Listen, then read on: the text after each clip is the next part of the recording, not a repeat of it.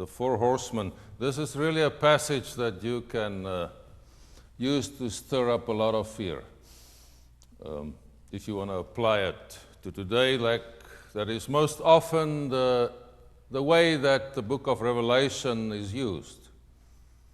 You take a book that has to do with historic conditions and you declare it that it's prophetic work in the sense of predicting the future, and then people go to great lengths to develop schemes and match it with what we observe today and experience today, be it personalities or leaders or world conditions.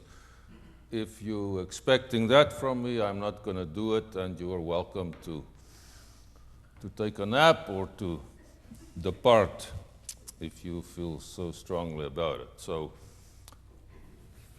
I mentioned my 3 weeks vacation, and it was wonderful to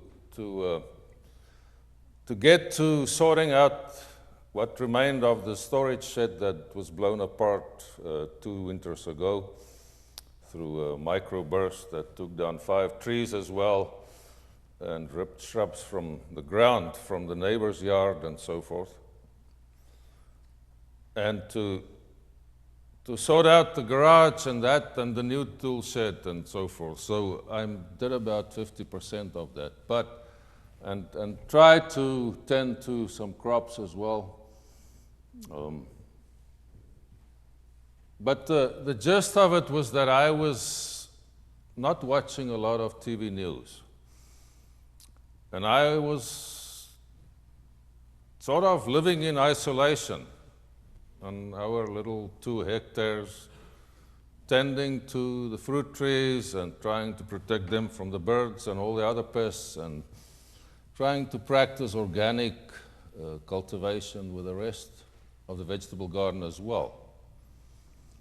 And it was good for me to be involved in that way, focused on not mundane tasks, because I think those are important things, but to be removed from the world and the worries that it brings. It changed drastically once I started to re-enter the normal world. I encountered and so many people, because I didn't have contact with many people during my leave. People were very good in leaving me alone. But as soon as I start engaging people again and also engaging the bigger world, the news and so forth, I encountered so much hopelessness and so much despair that I think was also part of my world as long as I was living in the normal world, but I disengaged from that. And it was despairing to me to encounter that level of despair that I observe in so many people, and a feeling of hopelessness that, you know, things are bad, but we can't do anything about it. It's hopeless. What can I do?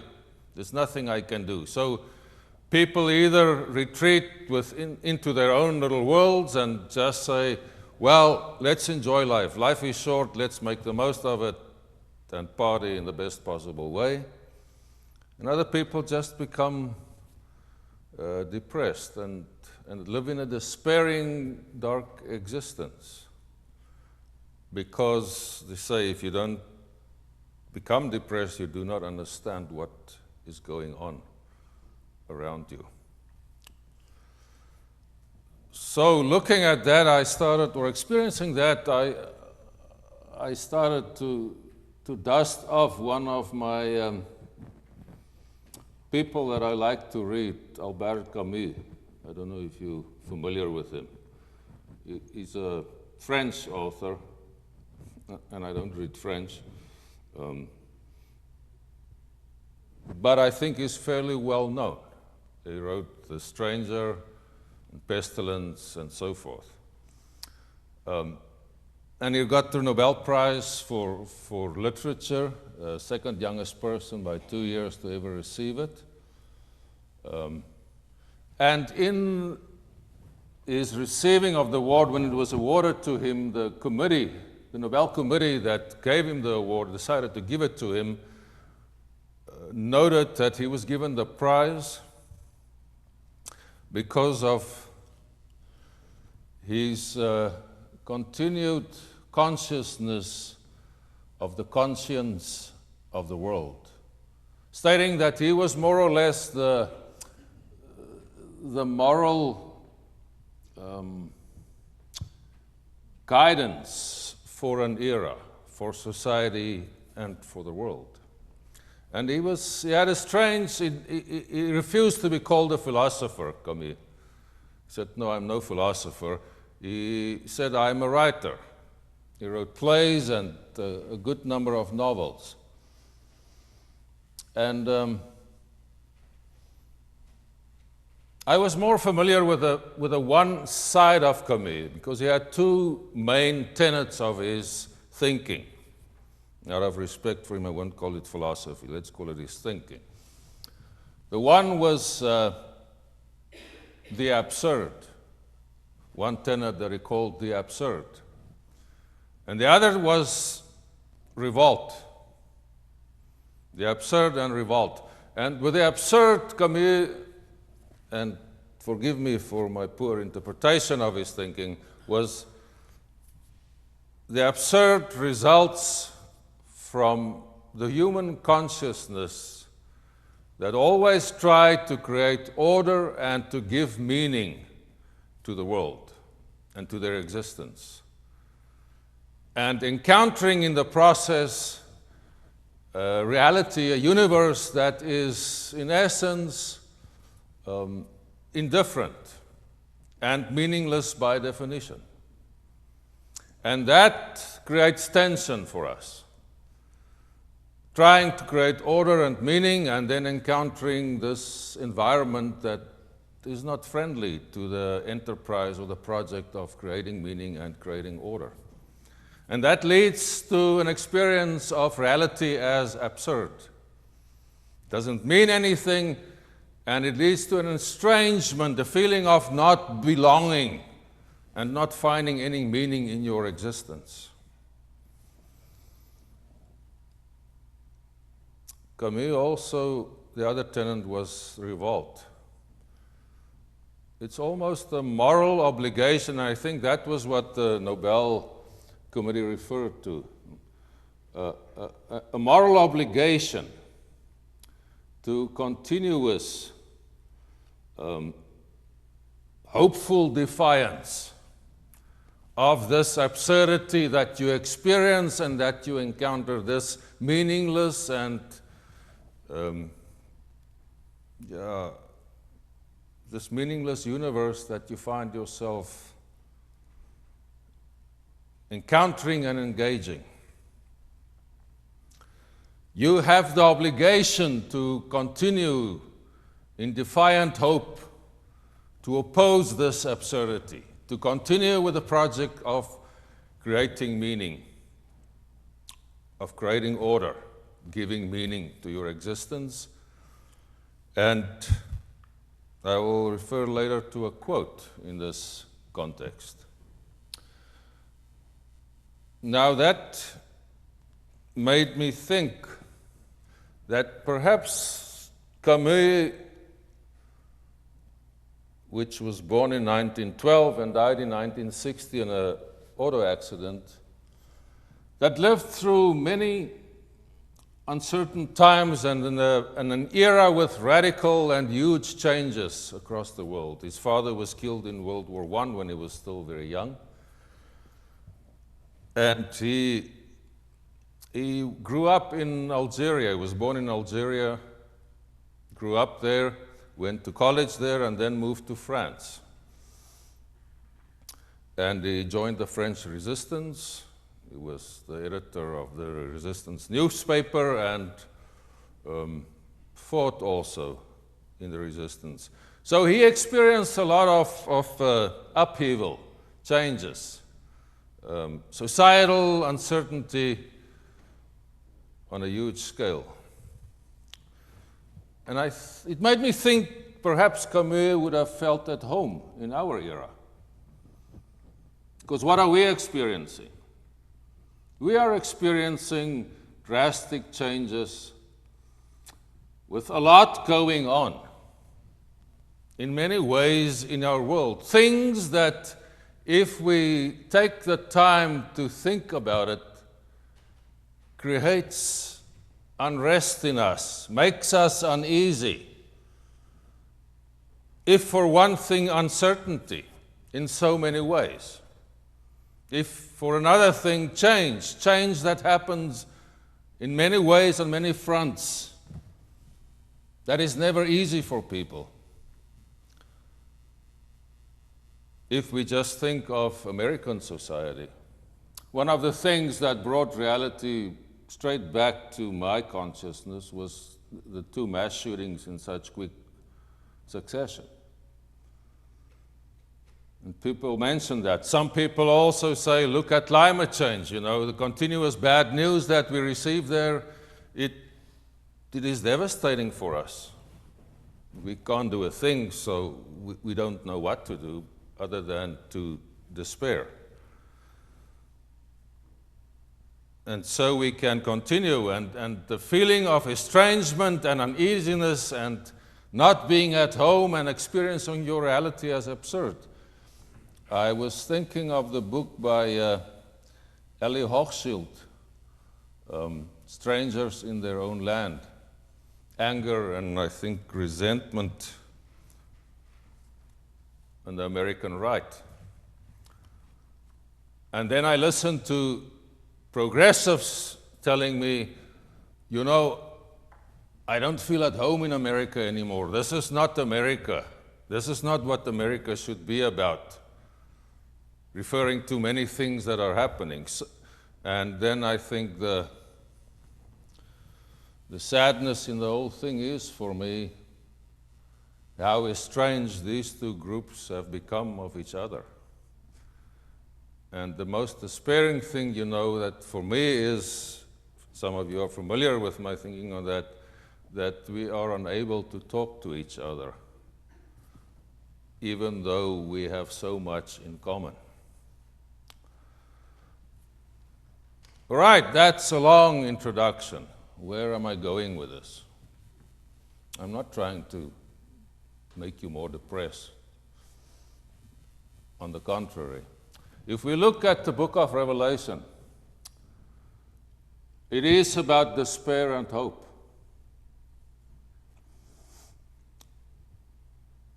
It was literature that was born from a situation of despair, when Jewish and Christian people were confronted with the might of the empire, being persecuted, being killed, Jerusalem being destroyed, the temple being destroyed. And preceding that, even with the Jewish people, the Greek Empire, that made sacrifices, that forced the high priest that they installed to make sacrifices to Greek gods in the temple, which was the abomination, the utmost abomination for Jewish people. In that situation, after several revolts and people being killed in droves, there was a strong feeling developing that we can't do anything. Things are bad. We can just be observers of what is happening. We are no longer participants. We don't have anything to say and to do about our future. And therefore, we have to rely on God to intervene. And the function of God and the manner of intervention from God's side is total destruction, utmost violence. Destroy everything, then we can start with a clean plate, and naturally God will pick us to rule with Him, and we will be in the pound seats and we will have a bright future. That was the thinking. A total estrangement from their world and an experience of absurdity, I think, in their existence, much like what Camus was talking about.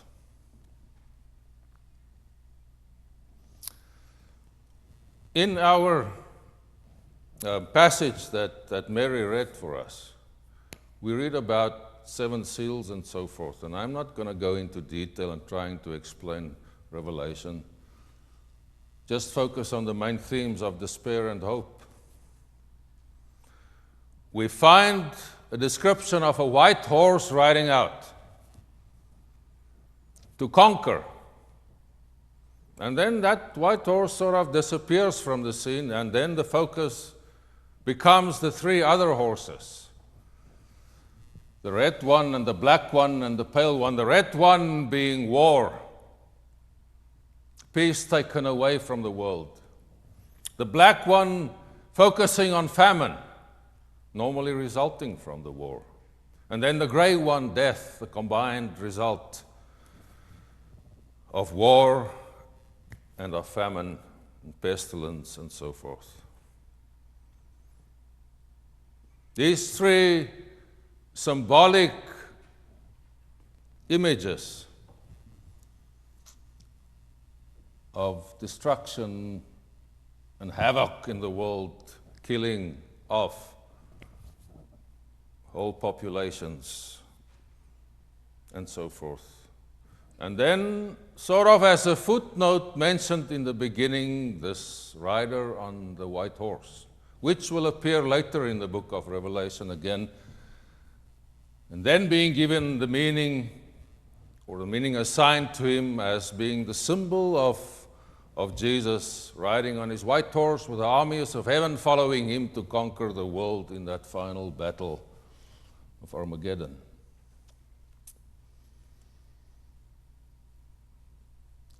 We can, if we want to, pick any number of non-white horses for our living today.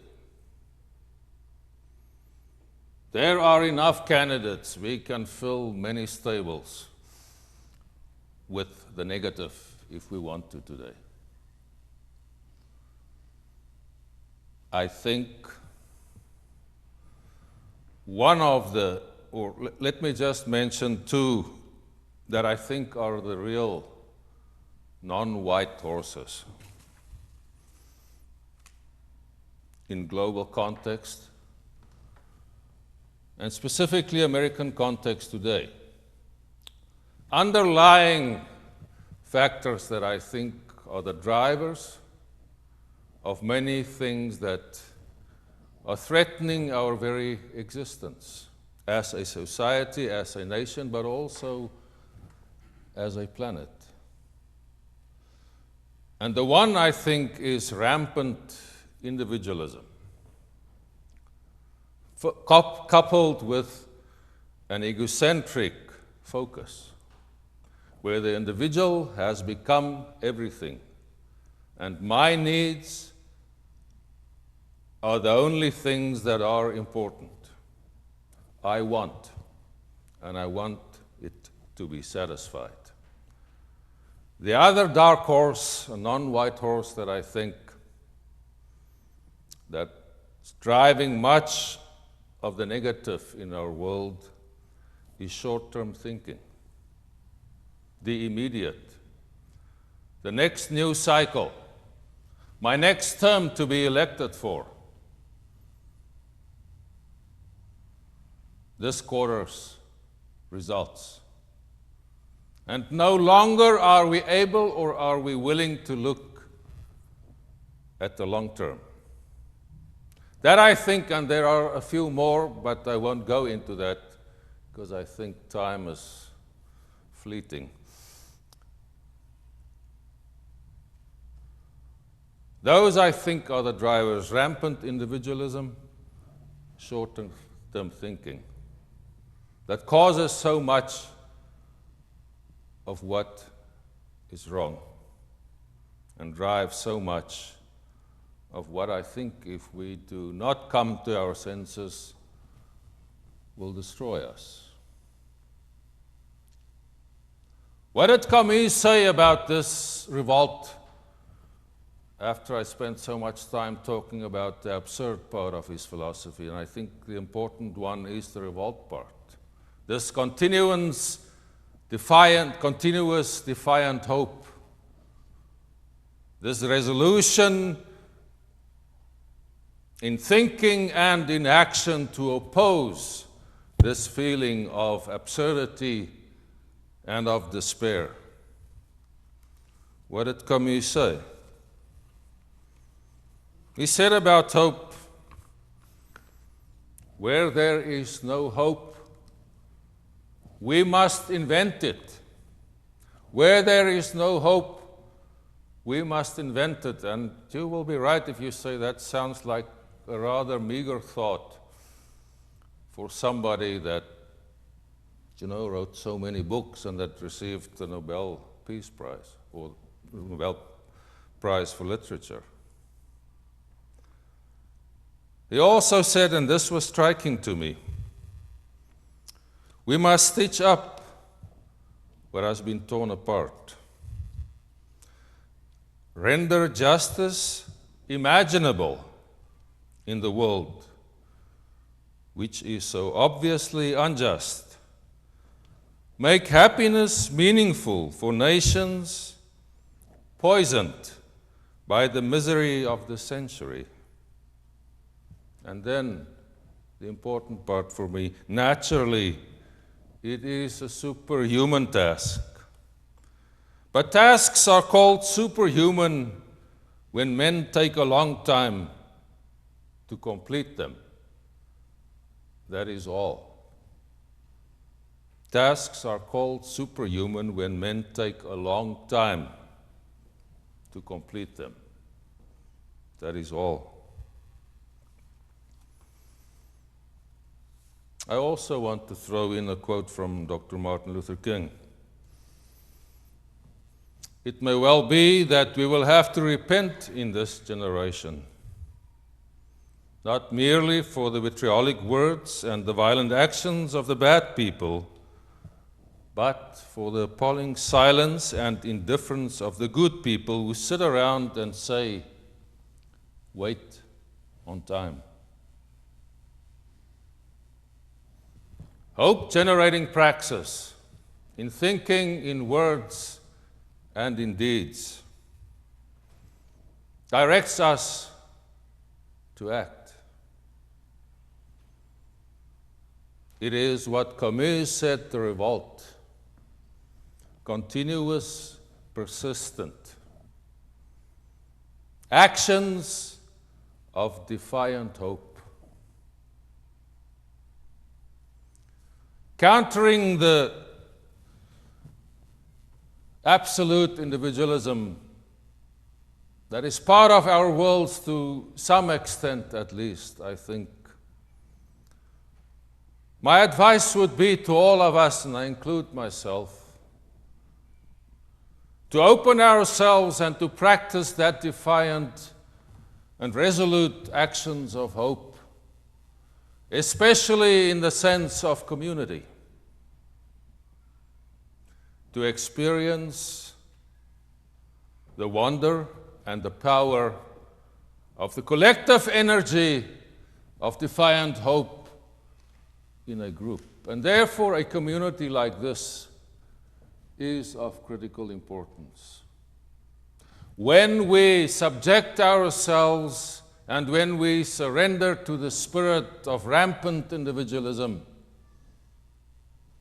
and we lose the sense of the common good and collective purpose and objectives, it is easy for us to end up with despair and with a sense of, I am not a participant, I am an observer of my own reality and especially my own future. I can do nothing about the future. I have to just wait on the God of destruction to sort out the baddies. That's all that remains. Let us, as God's people and as covenant community, pause, and take each other's hands and open ourselves to that collective spirit based on the Spirit of Christ in the covenant that we have with one another, and become practitioners and practicers of defiant hope, especially collectively. There is too much to say about this to do it in one brief sermon. I will continue next week with more practical commentary for us. But the important thing, returning to our passage for me, is this: to realize that we are the rider on the white horse. And we can choose to ride out and practice our defiant hope as God's people. Or we can say, no, the non-white horses have already bolted the stable. Let's just close the doors, circle the wagons, and try to survive. We have to ride out. We have to live that defiant hope. We have to find each other across all divisions and boundaries and gather as God's people on what we share, and where God's Spirit lead us to embrace and to love and to express.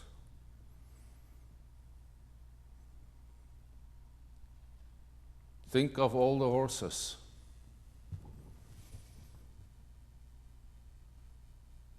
But focus on the white one. And remember, we have to ride that white horse. Otherwise, nothing's going to change. May God help us to live in that defiant hope with courage. Amen.